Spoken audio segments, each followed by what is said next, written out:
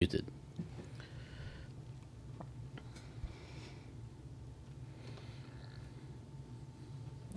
Hello and welcome to all of our viewers. My name is MK Smith. And I'm Bassam Haddad. And we are very happy to be your co-host for Season 3, Episode 2 of Live with ASI, A Month of Knowledge Production, covering the month of September.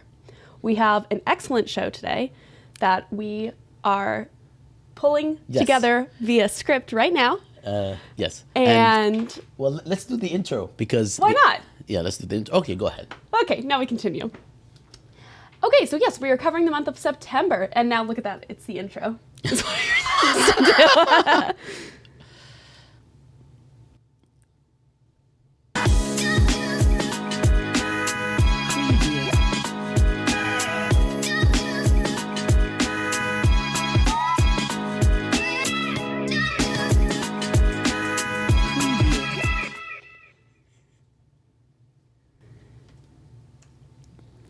Well, we have a great show ahead with the recent Landscapes of Insecurities conference, a panel on anti-government protests in Iran, several new books by the ASI team members, pedagogical content, new texts out now, and must-read recommendations. We also have several engaging interviews lined up with Omar Dahi, Manije Moradian, and Catherine Sameh, Abdullah Al-Aryan, Lisa Hajjar, and Nadia Sbeiti. Woohoo, it's a packed show. Yep. As always, you will be able to find all of the content covered on today's episode in the episode digest, which will be published later this week. So sit back, relax, and let's get to it. In mid-September, ASI's partner, Security in Context, and the University of Oklahoma Center for Peace and Development held the inaugural Landscapes of Insecurities conference in Oklahoma City. The goal of the conference was to bring together like-minded individuals who are committed to social justice, bottom-up development, and cross-disciplinary work by creating a cross-regional exchange. The conferences strove to strengthen the idea of a security in context network and allowed the participants to share their research, brainstorm, and create concrete research themes and projects. I myself attended this conference, and it was an incredible experience, actually. And here with us to say more about it is Omar Dahi, who will join us in just a minute.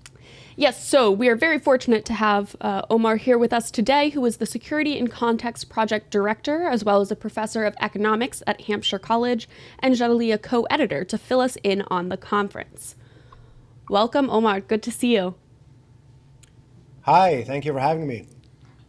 So I know Bassem got to attend the conference. I didn't get to go. So I would love if you could fill me in on some of the motivations behind the conference, who was attending, what were the goals.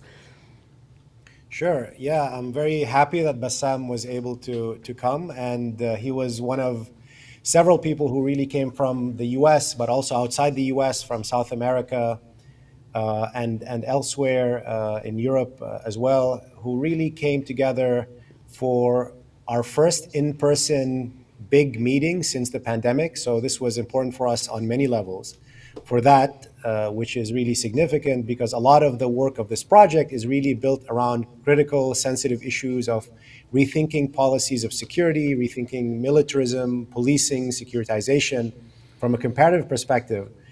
And a big part of our methodology is really to, we're a research initiative that has our own sort of agenda, but a big part of what we do is to collaborate with others who are in various locations in the US and outside the US to compare notes, to build on their expertise, and to really think about these issues from a comparative perspective. So the conference itself was in Oklahoma, which is really perhaps you can say an unusual location. We have collaborators on the East and West Coast, but part of the project's really vision is to engage with different audiences, is to engage with different centers.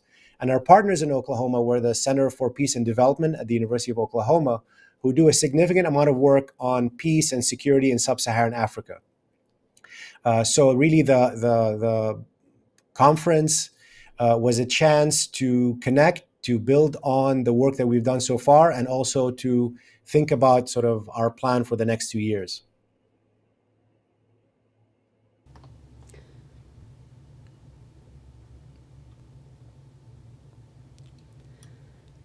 Yeah, Gee. Okay, sorry, we couldn't see ourselves, so we weren't sure if we were live. Thank you, Omar. That was very comprehensive. Now, From what you've shared and from what Bassem has shared with me as well, it sounds like a ton of content was covered over the course of the weekend. And I'm curious if you might share some of the most essential threads that permeated the entire conference. And while you do that, Omar, if you can also, I mean, we don't want to rush you at all, but last time at one point we forgot to ask about future plans. So please also, before we leave you, share with us what to expect with this project in the future. Sure. So I'll tell you a little bit about some of the things we covered in the conference, and then I'll mention some of our really exciting future plans and ones that sort of indicate the kind of reason that why we have a network in this initiative. The conference itself highlighted several, like three main themes that were actually research tracks or research initiatives within the project. And the first one was a research track that we called Financialization and Militarism. This is a research track that is led by Dr. Shana Marshall. And she assembled a group of scholars, practitioners, researchers who work with NGOs, but also academics who are looking at the intersection of big finance and the military-industrial complex, which is really the intersection of sort of late capitalism in its most brutal forms, basically big finance and the fact that big financial firms are investing in military companies in the so-called defense sector, basically in war making, and military companies that have their own financial arms. And this type of mutual investments lead to all sorts of odd configurations. It leads to basically enabling factors that enable the expansion of military industrial complexes, not just in the US, but in part of the research group, we have researchers in Europe, researchers who look at Egypt, Turkey, and other rising developing countries with their own military industrial complexes that are engaging in these sort of cross regional and sort of regional production. The second research track that was covered was really the multipolarity research track, which looks at increasingly great power competition and its impact on the global South, as well as the rising South-South relations. So, there's, as everyone knows, a lot of influence and a lot of discussion about the, great power competition, the rivalry between Russia, China, and the United States. And that's taking center stage in DC, it's taking center stage in the media, on our TV screens, in our newspapers. But part of what the project wants to do is look at the impact of great power competition and multipolarity in third countries, in the global South. How are these increasing rivalries and in some ways indirect confrontations, how are they playing out in Latin America and Sub-Saharan Africa and the Middle East, South Asia, and elsewhere? So we had two working groups that reported on that. And then a big part of the second day of the conference was to really report on, by our hubs, by our network partners, on insecurity from a comparative perspective. So Bassam made a presentation which was really illuminating, if I can praise you in person here live, about. Can you repeat that? He's not. I was in awe of your presentation, Bassam, about the flawed thinking that prevailed when thinking about the Syrian conflict and the different ways in which securitization was introduced, how it was understood and misunderstood, how there were partial framings of securitization projects that did not tell us the full picture of what was happening.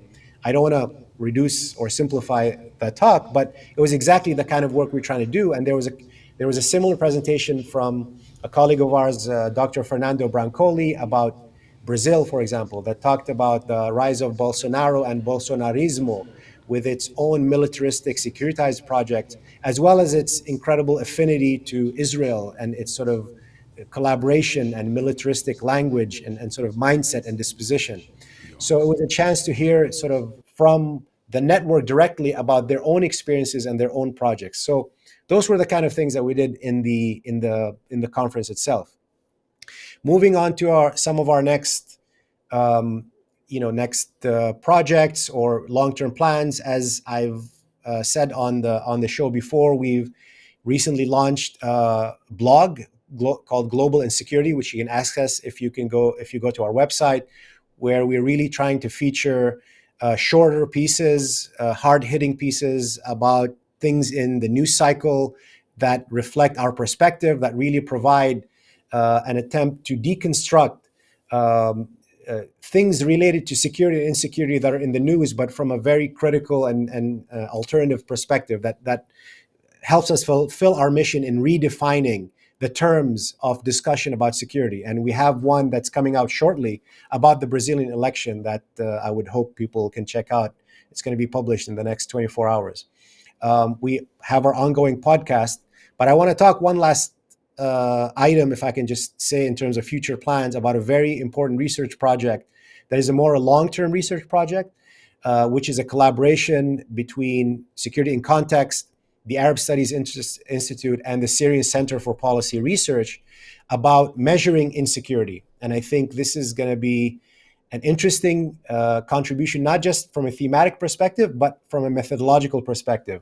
The Syrian Center for Policy Research has an incredible amount of experience developing new methodologies in the context of conflict, and methodologies that doesn't just look at basically like GDP data, which is a one snapshot. We see a lot of reports that look at snapshots of, the level of poverty or the level of growth. But a lot of these reports don't tell us the dynamics, don't tell us what is it that led to poverty, what is it that led to a certain outcome. Our approach, in collaboration with ASI and SCPR, is going to be to develop a new approach about measuring insecurity that looks at how can we actually understand the context, the dynamics, as well as the outcomes. And this is going to be through developing new white papers and research papers on insecurity, developing indices and conceptual frameworks, and ultimately developing surveys that are appropriate and are focused, that try to get at some of these key issues. So I would really urge everyone to sort of stay tuned on our website. We're going to be rolling out some of those in the next weeks and months. And in every year, we hope to produce what will be a sort of an annual report on this, the outcomes of this project. Thank you, Omar. And one quick thing before we go, because we have a busy lineup today. I'm going to show very quickly the not the entire video, but the actual picture of it online. This is the Security in Context preview for what Security in Context is, and it's actually quite remarkable. We're going to include a link for this in the digest, and have people check it out, because it's really creative. The voiceover actually sums up what Security in Context is about, and it's visually stunning. So I would like to add this to the digest, and perhaps we'll even close with it if possible. So yeah, thank you, Omar, for everything, and I really look forward to continuing to work on this project with everyone, and we'll see you again. It's always I'm sure. good to see you. Yeah, always Thank good you to so see much. you. Assalamu alaikum. I Did you appreciate get it. the song I sent you this morning? I did. I appreciate it. It's very Sadani nice. by Nabil Shail from the late 1980s. Okay. Assalamu alaikum. Okay, well, moving on. Last week, Jadaliyya's Iran page held an event titled In Her Name, which was a conversation with scholars of Iran and its diasporas to discuss the current anti-government protests there. The speakers contextualized the protests within the broader struggle for women's rights in Iran and transnational feminist movements. The event was co-moderated by myself and Professor of Anthropology at William and Mary, Nigar Razavi. The discussion was incisive as it was timely, and gave proper context to the protests that are mostly missing from mainstream discourse. We are excited to bring on Manihe Moradaya. I'm so sorry. She's not Mexican. I'm so sorry. So sorry. Manihe and Catherine to share some of the insights from the event, which, if I can say so myself, just from an audience perspective, it was truly an incredible and powerful and moving event that I highly recommend for anyone who wants to know. And we're still getting a lot of comments about the event, either that describing how productive it was for folks that watched it, or where they can watch it again or assign it or basically access it. So it will be coming out this week, in full video on Status Hour and Jadaliyya. And we hope that we'll have you guys again. But for now, what can you tell us a little bit? Welcome Manije and Catherine, first of all. Thank you. It's great to see you both. Great to be here. Yes, thank you. So great to see you all. Thanks for coming on somewhat short notice, because we did have the event only last week. Can you tell us a little bit about these protests and what they tell us about the context of feminist organizing under the Iranian regime? Go ahead, Manije.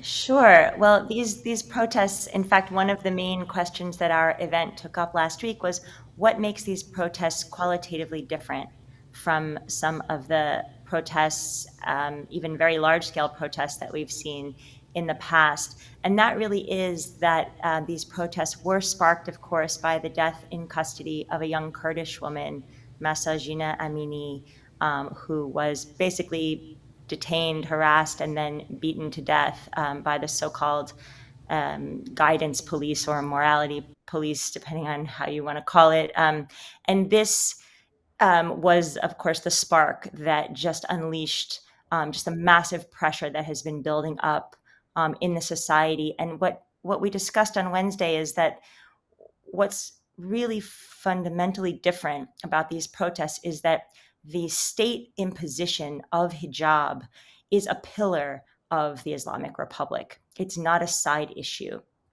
And in the past, many of the uprisings that we've seen have been focused on issues of democracy, the right to vote, issues of economic deprivation, and things like that haven't necessarily gone after one of the foundational ideologies and forms of control that the Islamic Republic relies on. And so there's this recognition now among wide swaths of the population, far beyond the folks who would call themselves feminist or even necessarily use that word, although there are plenty of people in Iran who do use that word and very much identify with that word. But it's very vast now, the recognition that the state control over women's bodies is at the core of a broader authoritarian structure.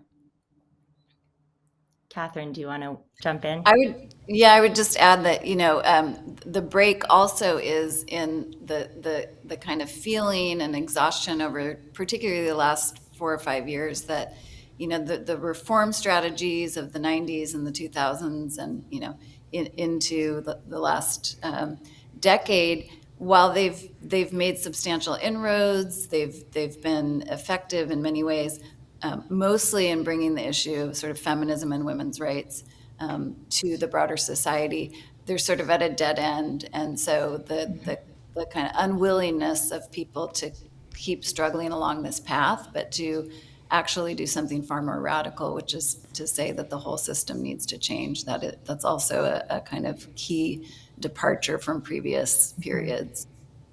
Thank you.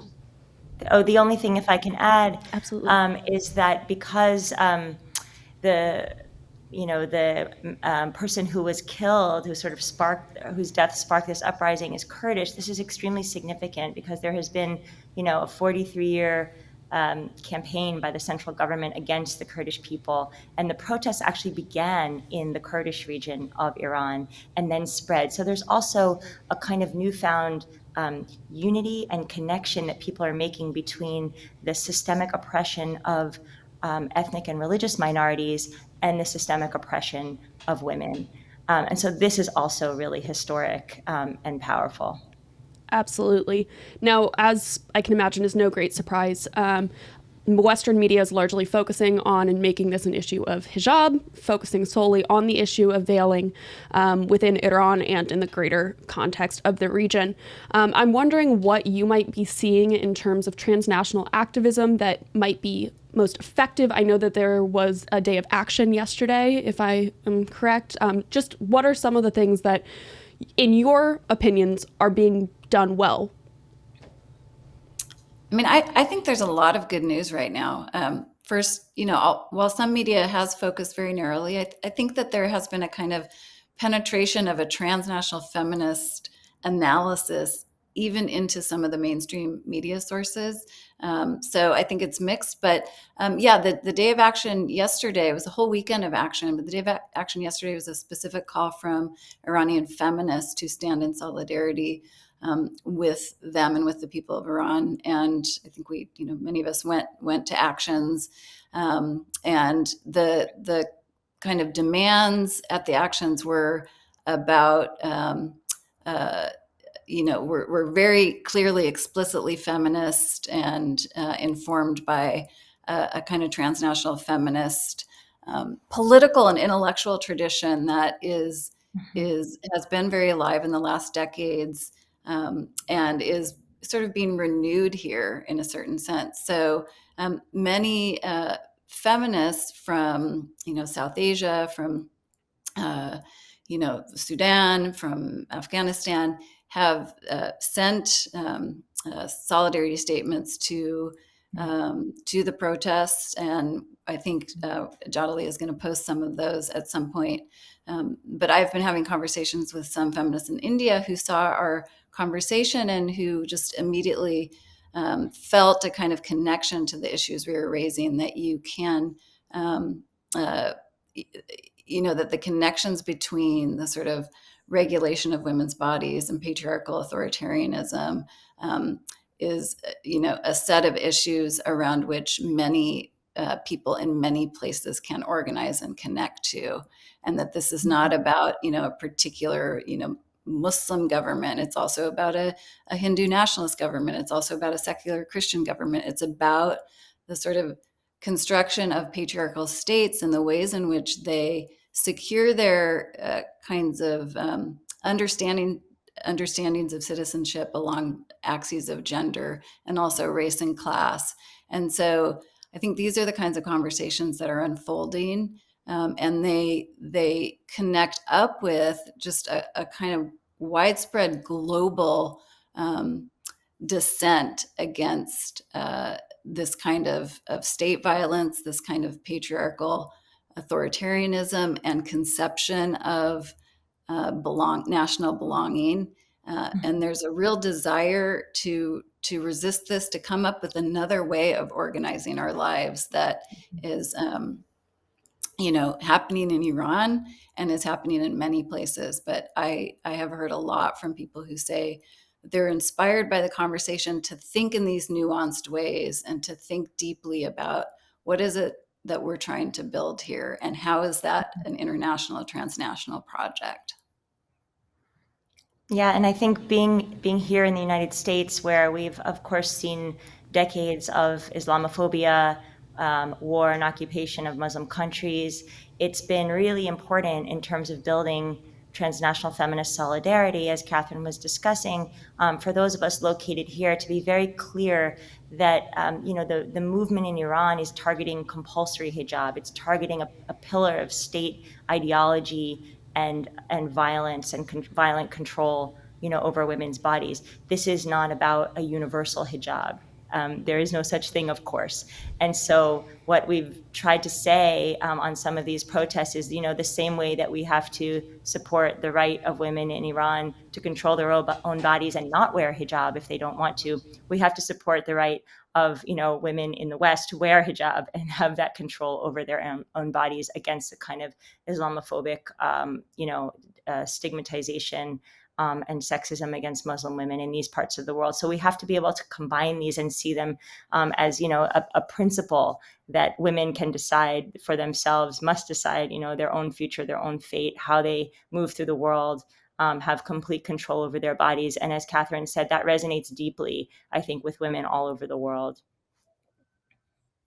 Well, thank you both so much for being here with us. I think when you said absolutely, you were muted. So Absolutely. Yes, okay. Thank you both so much for being here with us today and for the incredible discussion that you were both participants in. I, again, highly, highly, highly encourage any and all audience members to check out that discussion. No, absolutely. And I was really honored to be a part of it. And I am definitely going to assign that conversation when we are addressing Iran this semester, actually, at some point. So, and we would love to speak with you both again. Of course, Manije is one of the co-editors of the Iran page on Jadaliyya, and we will definitely be in touch a lot more. And perhaps we can lure Catherine into our Iran Project Network, because that's what we do. And I just want to say something that's a little off, and that is, yeah, I know it's very strange. I'm saying something off topic. So Doesn't sound like you. I don't know if it's appropriate in this day and age to make that comment, but both of your voices are awesome and super calming. I would love to actually get in touch with you for voiceover work. That we need actually somebody with There's a always voice something not like else this. here. Always a new project on the horizon. Truly honored, Bassam. Thank you. Absolutely. That's a very high compliment. Thank you so much, and we hope to see you soon, hopefully under better circumstances. Yes. Thank you so much. Thanks so much for having us. Bye. Salam. Bye-bye.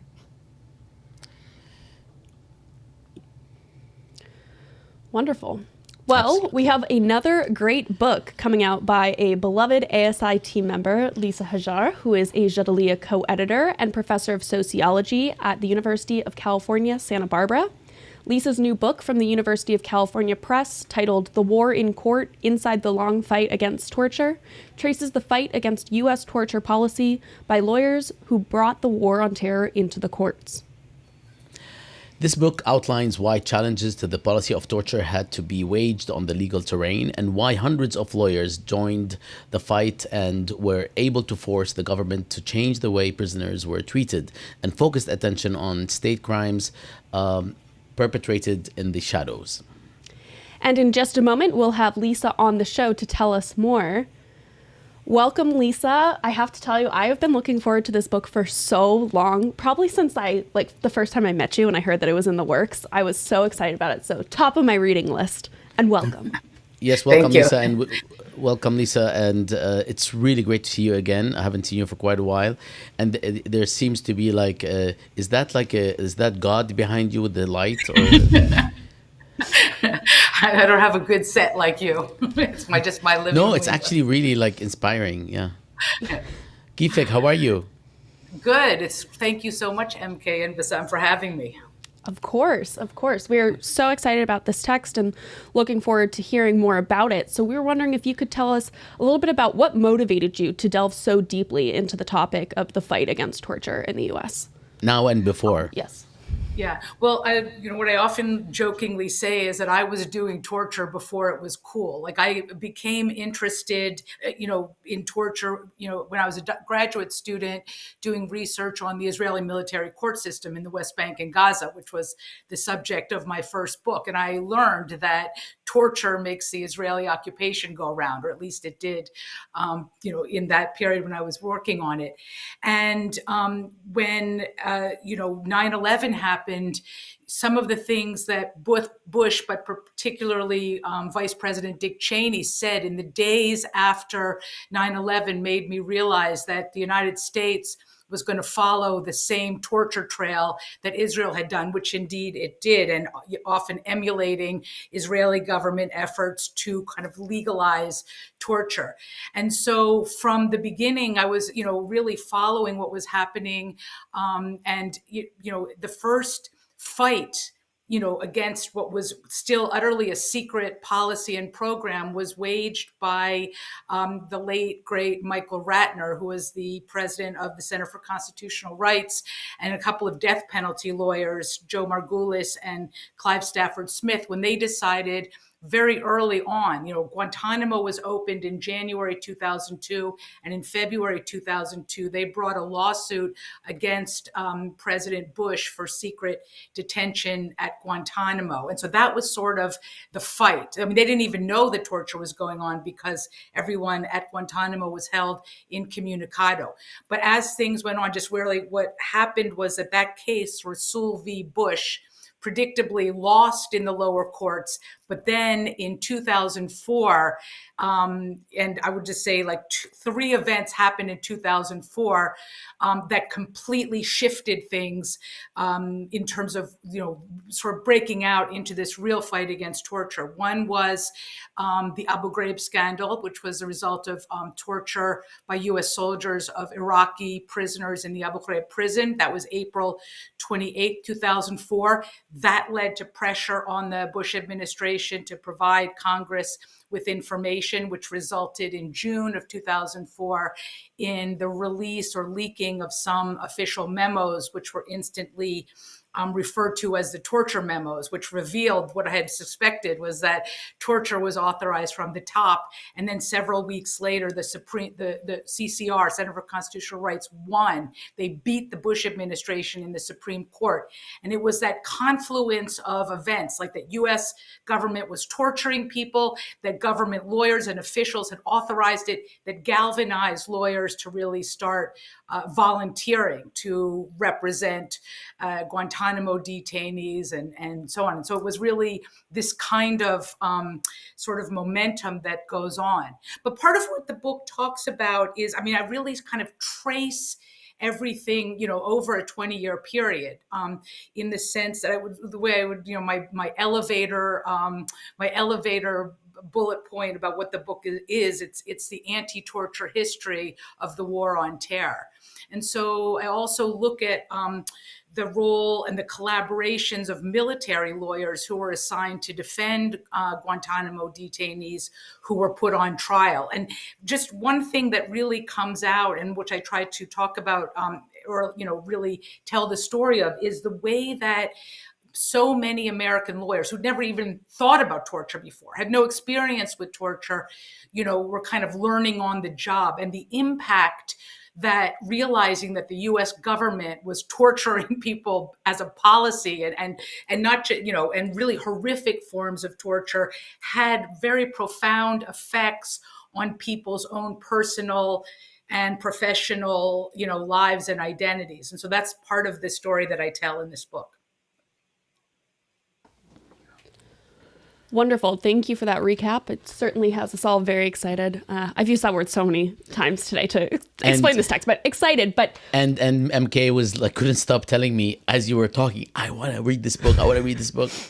So can I say one thing? So this book is, as an academic, we write boring academic articles with footnotes. Thank you. But this book is a trade book. I wanted to tell this story, and make the fight against torture interesting and accessible to a broader readership. So it's a trade book.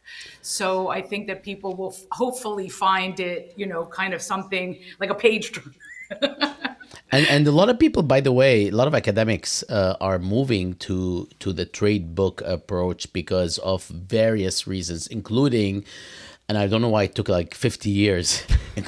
At least 50 years. At least 50 years, including the fact that, the circulation of trade, books from trade publishers is much broader, and it ends up actually having an effect not just on one's own tenure and promotion and so on, but also on the public, and that's why people are turning towards that. So I'm glad that you did that, and especially you, because you're a full professor. You don't care.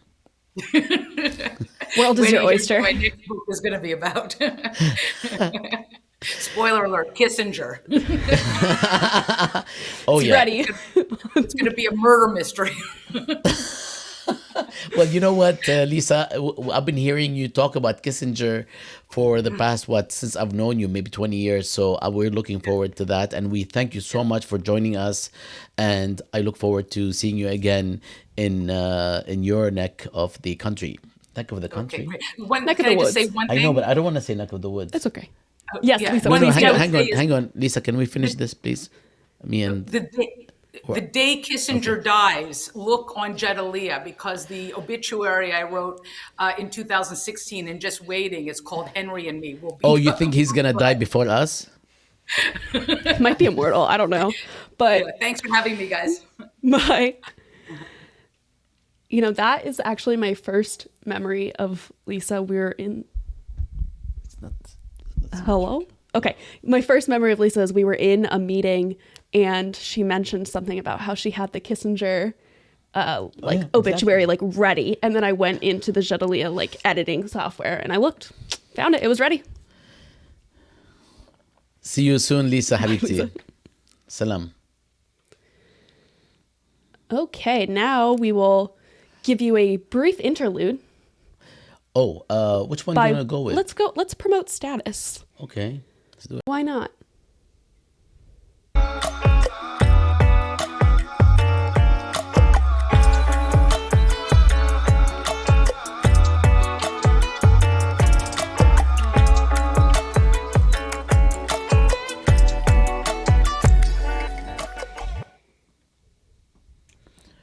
All right. That was kind of cool. All right. Now, Bassem, I know that you had an exciting conversation with our next guest, who I will now introduce, Abdullah Al-Aryan. We have had a few books, actually, as is evident with our conversation with Lisa, from ASI team members, including co-editor of Jadaliyya's Critical Currents in Islam page, Abdullah Al-Aryan, who published his book from Hearst Publishers titled Football in the Middle East, State, Society, and the Beautiful Game. Last week, ASI co-sponsored a lecture where Abdullah addresses some of the questions found in the book. This book examines the complex questions raised by the phenomenon of football as a significant cultural force in the Middle East, as well as its linkages to broader political and socioeconomic processes. It also introduces original research questions that... That was not the right intonation. It also introduces original research questions that promise to open new directions for the study of football in the Middle East. And I actually did enjoy thoroughly speaking with Abdullah, and I got lots of great comments about how this was a refreshing discussion about something that is both cultural and political and so important, not just to the Middle East and the Arab world, but also globally, not least because the World Cup is... I'm actually speaking as if I'm reading something, but this is all ad-lib. I'm impressed. Yeah, no, absolutely. I sent this conversation to any one of my friends who I know is going to the World Cup. I was like, hello, must watch. That was my next comment, especially not least because the World Cup is coming up. Bennett, are you okay? You're looking at me as if I did something weird. No. I'm good, okay. It's because you're short. You can only see half of his face. I can't see Bennett. It's fine. It's fine. Anyway, without further ado, we have Abdullah Al-Aryan all the way from Doha. I like that this is written as if he flew in, that he is here right now, all the way from Doha. We have Abdullah Al-Aryan to answer a couple of questions. Welcome, Abdullah. Marhaba, Abdullah. How are you? Good to be with you both. Yeah, very excited to have you on. Abdullah is also, to introduce him also as the main editor of the Critical Currents in Islam page on Jadaliyya. He is also an official guest host on the now in hibernation and hiatus a project which we started with, which is a video project titled The Nerdiest Show on the Internet, which is a glorified books received list. And joining us next is Nadia, who's the main co-host along with me, who started this show about 6 years ago. And we will actually be reviving it. So welcome, Abdullah. I should say that some of our students here have actually dug up those videos. I heard from you and from Nadia. Yeah. And apparently people binge watch these episodes because as much as people might think that this is kind of like casual and we kind of just go with it because academia is so, uptight, so we try to compensate. That other show is a total comedy. Amazing. Anyways, back to the topic at hand. Abdullah, what? Okay, maybe I overdid it. Maybe. Abdullah, what does your book tell us about the current moment in the Middle East, and how does football fit into that? Yeah, so this was such a joy to work on, honestly. I mean, for those of us, Bassam obviously, is a massive football fan. We have our WhatsApp group, the Real Football Group, where we sit and talk about kind of every element of the game, the weekly match days. So I think, for those of us who think about this kind of a little bit beyond, just the kind of, the sort of fan perspective, this was a project whereby we approached it as, knowing that the World Cup is coming to Qatar, that the light is shining on, or the spotlight at least is on Qatar these days, given the World Cup, this biggest event in the sport, is coming to the country, and we at the Center for International Regional Studies, which is a kind of an in-house sort of like think tank within Georgetown in Qatar, brought together a collection of scholars to discuss different research avenues, and this is sort of across the region, across the disciplines, thinking broadly about kind of the intersections of the game with various aspects of the society, culture, politics, economics.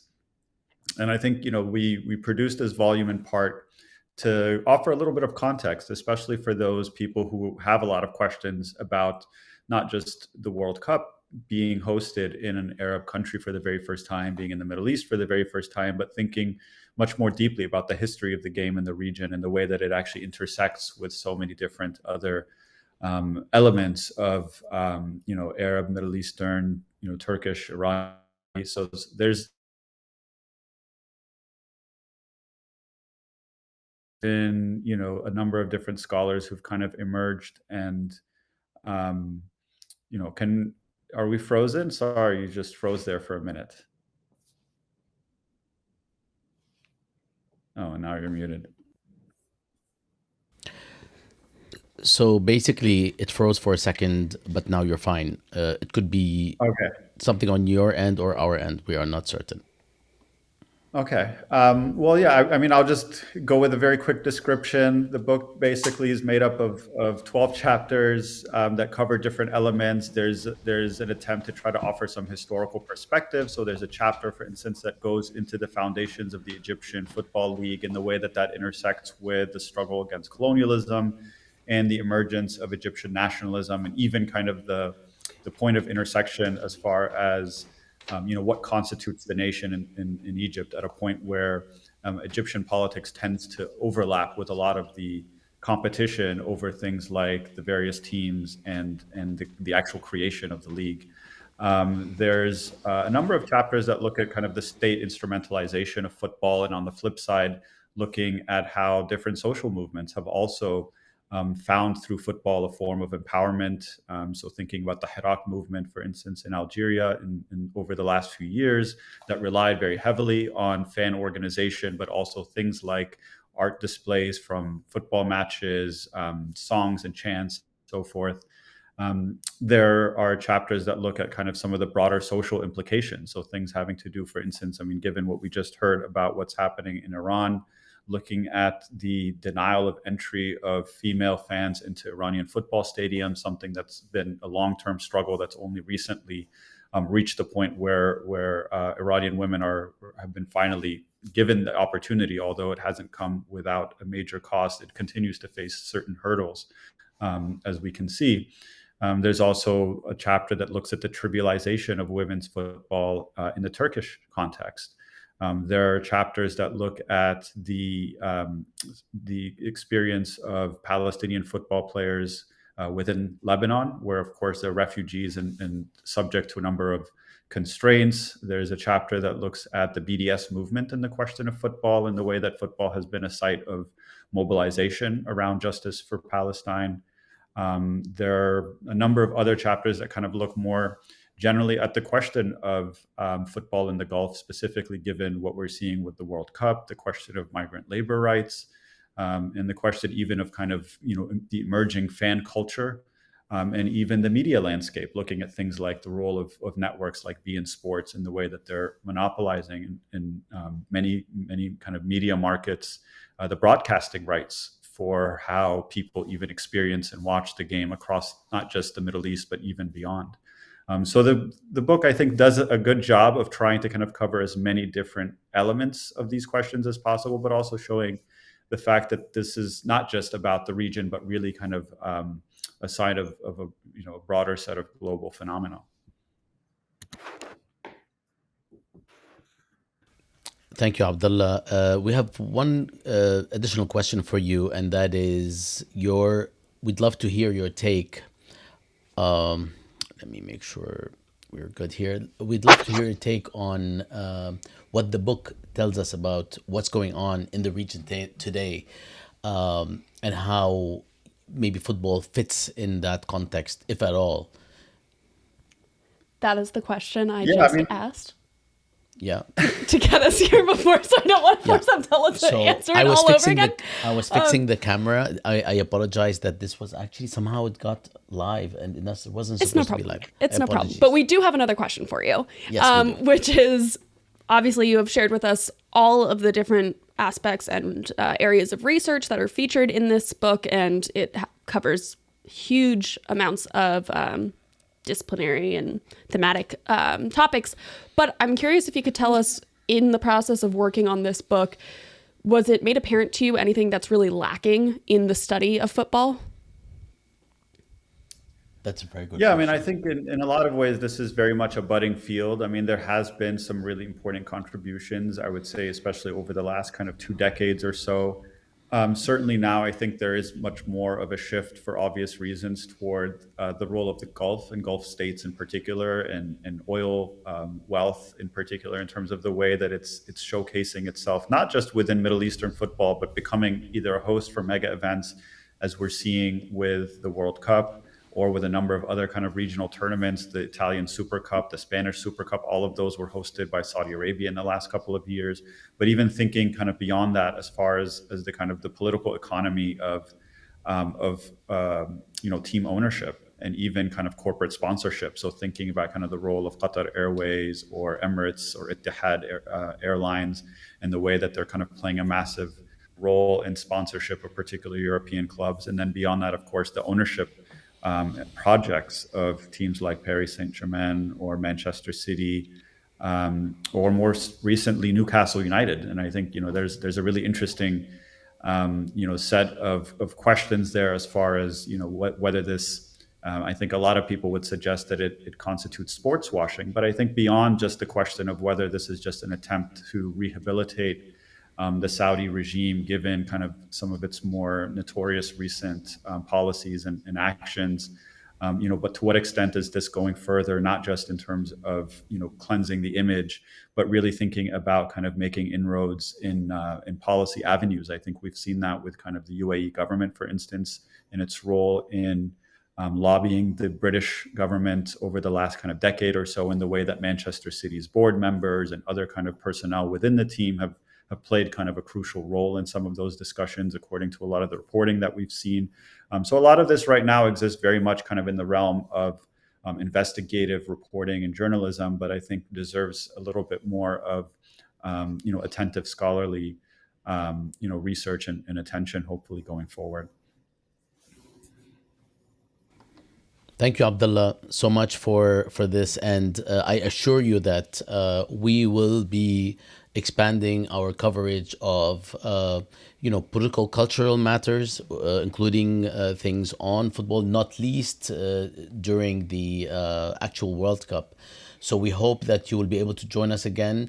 I understand that there is a wave of writing on football recently, including in the United States, which is very refreshing, that we can benefit from by bringing people together to address the matter from different perspectives. We will now, and we would love again to have you join us. We will now actually bring in Nadia while you're on, because you are both in the same city. All the way from Doha. All the way from Both of Doha. you. Hi, Nadia. Hi, Nadia. Long time no see, guys. Talk amongst yourselves. Abdullah, nice plants. I see them in the background. Oh, thank you. Yeah. It's not that nice. Well, there's a story behind it, but we're not Oh, going I to talk. see. I Yeah. mean, We're it's not, we're nice. not in on the joke because we don't live in Doha. We're not Yeah, in we on don't the live in show. Doha. We're not cool. We're not cool. What Consequence happens of when you bring distance. us both in? This is what happens when you bring us both on the air at the same time after a long day. That's We right. talk about Yes. plants. Yeah, We have no idea what they mean. So you are both at Georgetown, and we're also have a huge connection here because MK just graduated from the Masters in Arab Studies at Georgetown University. I'm a graduate from the 18th century from Georgetown's same program, and so is Nadia. So this is really interesting. And I met Abdullah for the first time when I was a student at Georgetown, Qatar. There we go. So we have a great connection. So yes, Abdullah, unfortunately, we're going to have to let you go to speak with Nadia about Maya Mikdashi's fantastic book, Sextarianism. But you are welcome to hang in there in the green room, so to speak. I will definitely be watching. Yes, and we will see you soon, Habibi. Good to see you. Take care. Good to see you both. Take care. And Nadia too. Okay, and as Bassam mentioned, we have one more book from an ASI team member to share with you. Maya Mikdashi, who is a co-founding editor at Jadaliyya and associate professor at Rutgers University, recently published her first book, Sextarianism, Sovereignty, Secularism, and the State in Lebanon from Stanford University Press. A couple of days ago, Bassam co-moderated an event with Maya where she discussed how her book theorizes the relationship between sexual difference and political difference, the religious and the secular, the law and bureaucracy, and biopower. The book demonstrates how political difference is entangled with religious, secular, and sexual difference and offers a new way to understand state power. Unfortunately, Maya wasn't able to join us today. However, we are very lucky to have with us today visiting assistant professor at Georgetown University, Qatar, Nadia Sabaiti, who is a co-founding editor at Jadaliyya as well, and who co-moderated Maya's event with Bassam to answer a few questions. Welcome, Nadia. Hi, Nadia. Hi, good to see you guys. Good to see you too. Can you share with us a few insights from your conversation with Maya? Yeah, so I mean, Bassam and I think, had a really rich conversation with Maya about her incredible and long-awaited a book on sextarianism, where she basically sort of uses this concept to talk about the various entanglements between the religious, the secular, and sexual difference, using Lebanon as a sort of a case study, as a way to sort of theorize out of that. And one of the things I said during the conversation was that Sextarianism is both like this very deeply intimate and personal book, not just because of Maya's own background, but with the ways in which the legal cases that form part of both the archival and the ethnographic research that she brings together. So she brings together these kind of multiple methodologies in this incredibly generative way. So these cases are about people's personal lives, right? Which she then treats with a lot of sensitivity in order to get at some of the larger, more complicated, more violent ways in which the Lebanese state has both been created and defined through these cases, but also then, Can you please look? I need informed the that way that from you these because we're cases like, yeah, feel free. are discussed. Can you look over there? So it's a very personal book, but it's also this very politically capacious work, right? It's a study of Lebanon, but it also offers a way to think more broadly, right? So it's also offers a way to think transnationally or through a transnational framework, right, for understanding the connections between sovereignty, sexual difference, secularism, religious pluralism, law and the courts, and of course thinking about the state. So yeah, there's a lot we can say. That's kind of the tip of the iceberg, but I think some of her main interventions and contributions were, thinking about how she understands, state and sovereignty, thinking about the ways in which she brings the archival and the ethnographic together to produce this incredibly rich, textured, methodologically sophisticated text, thinking about the ways in which her keen sense of observation of not just, for example, some of the secular activists that she talks about in a chapter, but also the archivists with whom she works, and just kind of, different members of the public, the really kind of sensitive, rich way in which she talks about it, I think is one of the key contributions that this work makes. Sorry, guys, it's been a long day. It's 9:00 at night. I've been teaching all day. I'm trying to put sentences together. No worries. We know that it's actually, what is it? Beyond more than, is it 10 p.m.? No, it's 9. It's 9. Okay. Well, it's only 2:00 here, and you are putting your sentences together better than Bassam and I are. So yes, absolutely. And I even doubled on a question while I was fixing the camera. I missed it. I feel so bad about this, actually. It's okay. All right. So, Nadia, can you let us know a little bit more about the significance of Maya's, like if you can expand on the significance of her many arguments, multi-layered arguments in the book. How does it challenge the dominant discourse on state power in the region? And what is it that you took away from it? Say, for instance, as you and I discussed privately and even during the show, this is a fantastic book to take chapters from or sections and assign in the classroom. What would be the takeaway, and what do you think is the reason you would do that? I mean, I think, again, there's so many things, but I think for me, one of the most significant takeaways from her book, and the reason why, me and others have called it, kind of path breaking, is that she's doing several things. The first is that she is really positing an understanding of how, or positing this theory of how you cannot understand state power without also understanding the gendered and sexual elements of it. And conversely, you cannot understand the sort of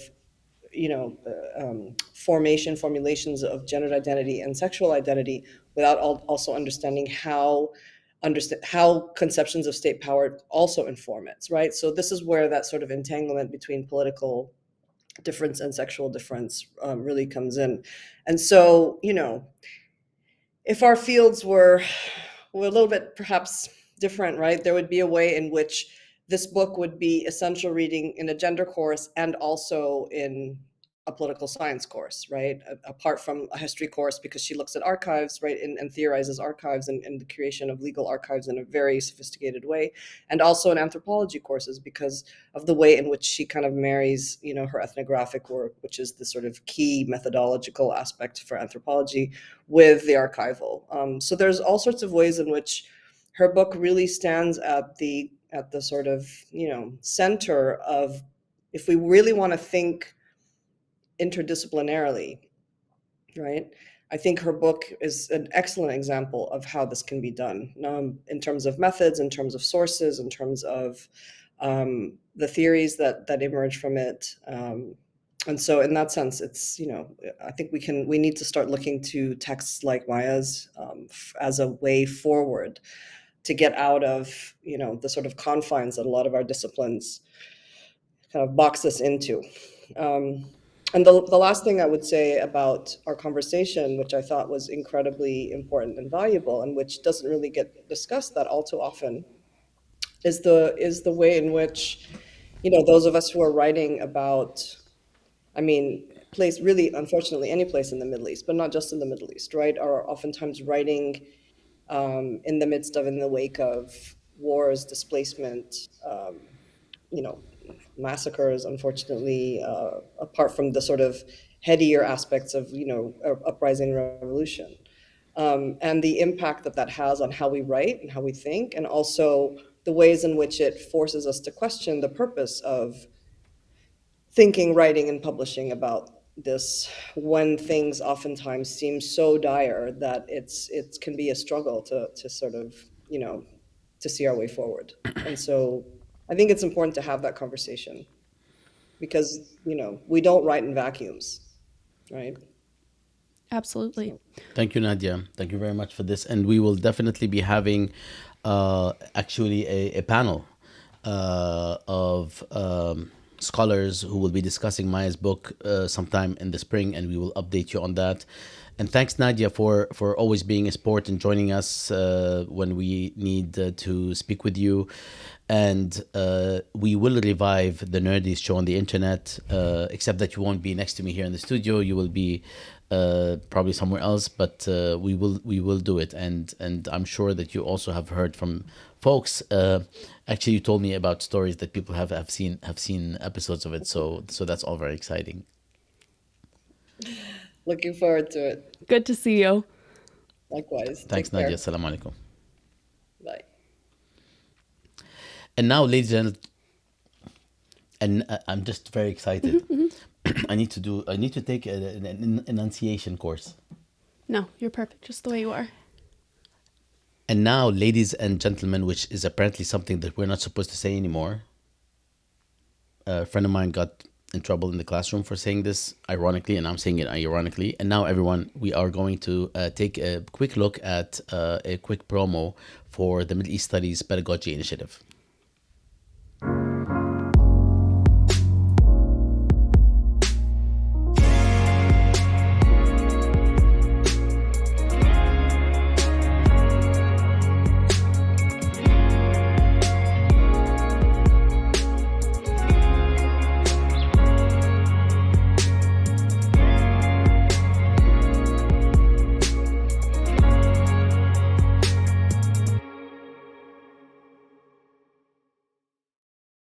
All right, it is now. All right. It is now time to talk about pedagogy and pedagogical content.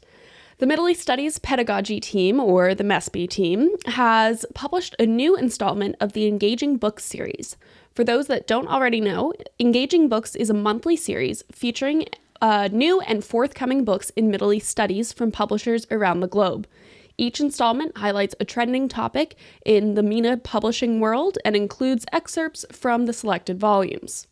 This month's installments involve a selection from the University of Texas Press on the theme of emerging voices in the Middle East. It discusses 5 books from up-and-coming writers in the region, including novels, poetry, anthologies, short fiction collections, and historical fiction. Please be sure to check it out in the digest. And speaking of textual content, we are very excited to soon be celebrating the 30th anniversary of the Arab Studies Journal, which is the founding organization upon which the Arab Studies Institute was born. So in a way, 30 years of ASI, not just ASJ.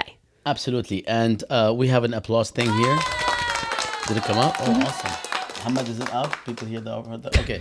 So basically, I'm not going to read the script. Yeah. Basically, in 1992, a small group of us at Georgetown University started the Arab Studies Journal, and in parallel, of course, the Arab Studies Institute.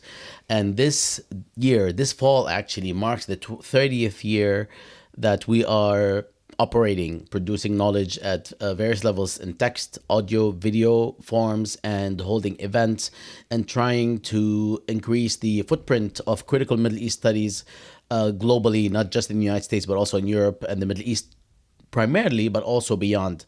And we couldn't have done this without our approach from the very beginning, which was based on solidarity, much more so than any sort of market principles or values or anything that had to do with material matters.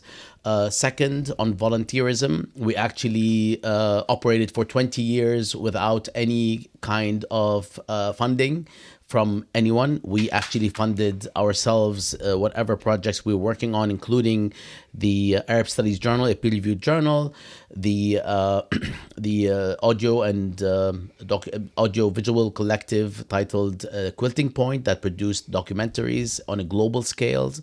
Third, FAMA, which is the research arm of ASI, Forum on Arab and Middle East Affairs, Arab and Muslim Affairs.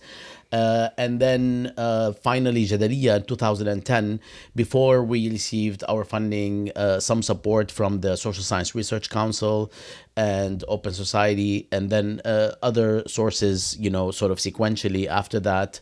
But we couldn't have done it without the work and labor of hundreds of people for the first 20 years before we actually published Jadaliyya or created Jadaliyya, which ended up sort of catapulting the entire organization into like a different order of magnitude in terms of public exposure. And the Arab uprisings actually became an opportunity for us to feature our work, scholars, writers, journalists, artists, activists on our pages, which actually became a go-to place. At the time, there were only a few individuals that were producing knowledge on the Middle East online. And then the more collective approach was actually handled by more mainstream, sort of not necessarily always corporate, but more mainstream outfits and organizations, with few exceptions, like for instance Democracy Now! So we were very excited to have actually made that foray into a much broader mass sort of a much broader reception by a much broader public, and that allowed us to continue publishing and working. And then we finally established Tadween Publishing, which is the fifth and last institution or organization under the rubric of the Arab Studies Institute. So we're very excited this year to be in this position, alive and kicking. And we're probably going to have a reception at the Middle East Studies Association conference in Denver this fall, and we will keep you posted on that. Muhammad, I didn't read anything in the script. Wasn't planning on you. Did I? Okay, if I missed something, let me know. Wonderful. So this is all just by way. Sorry? Play the promo. Okay. This is all just by way of announcement to say that we will be continuing to celebrate ASJ and ASI in the coming weeks and months. Absolutely. And actually, there are quite a few matters that we will be sharing with you regarding the starting point of the Arab Studies Institute, particularly celebrating the Arab Studies Journal, now co-edited by the fantastic scholars Owen Lawson and Ziad Aboulish, who took over from Shireen Sayali, who basically took the journal to the next level in the 2000s. And prior to that, it was Shireen and Nadia Sbaiti who was with us, who were editing the journal. And prior to that, it was myself who was editing the journal for the first decade. And we continue our mission, and we now have a promo produced by Elena Newsom and Bennett Spear. Is it Spear or Spears? Just one. Yeah. Just one spear? Enough for one man, not an army. Alaikum. Yeah.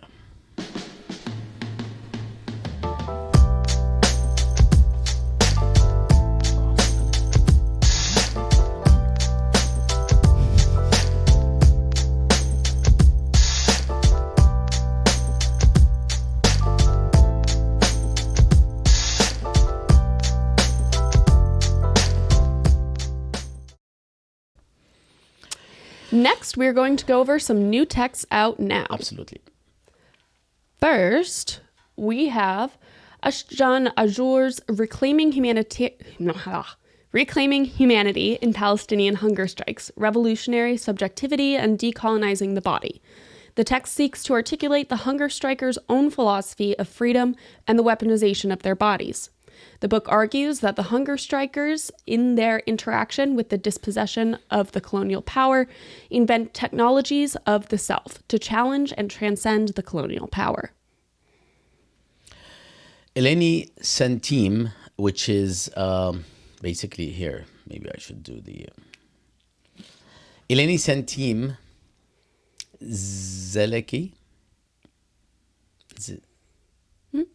Zeleki? Okay. Eleni Sentim Zeleki and Arash Davari, who is a member of the Iran project here at the Arab Studies Institute, recently co-edited a special issue of the journal Comparative Studies of South Asia, Africa, and the Middle East. They also co-wrote the introduction titled Third World Historical Rethinking Revolution from Ethiopia to Iran, where they look at the revolutionary history of both countries and attempt to answer the question, how can we imagine a project that is equally anti-colonial and anti-imperialist while enacting a commitment to democracy? These are questions that are truly remarkable, and we will actually be connecting more and more with basically the where are we now? With folks from this project. Not only because it's interesting, but because it also overlaps with our own project so far happening behind closed doors, titled Navigating Anti-Imperialism and Anti-Authoritarianism, which also tries to address the issue of what do you do when a democracy or a protest for democracy are supported by imperial powers. How do you navigate the terrain, which is something that has been happening and is happening right now, and actually has Syria and Iran as critical case studies, which we will be addressing. Now, I will turn to MK. Now, as always, we will wrap up the show with a couple of must-read recommendations. Shall we do a quick, just relaxing thing? Yeah.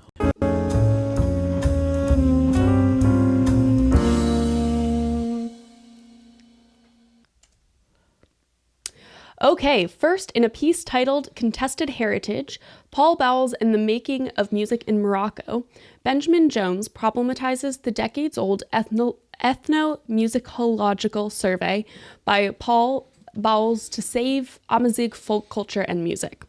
Jones demonstrates how Bowles' attempts were steeped in an Orientalist and exploitative perception of the region and is something that requires redress by institutions such as the Library of Congress.